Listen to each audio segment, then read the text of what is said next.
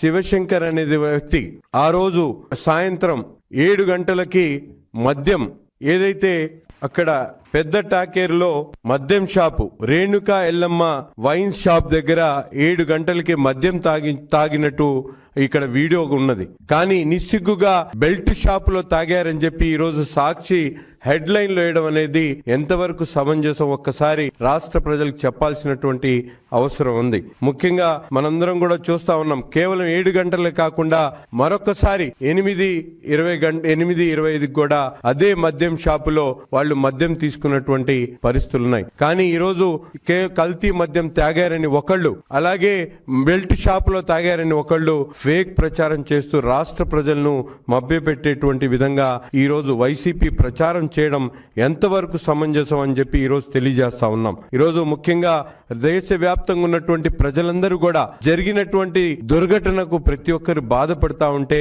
శవ రాజకీయాలకు తెరదీసినటువంటి జగన్మోహన్ రెడ్డి సైకోని ఏమనాలని చెప్పి ఈ సందర్భంగా నేను అడుగుతా ఉన్నా.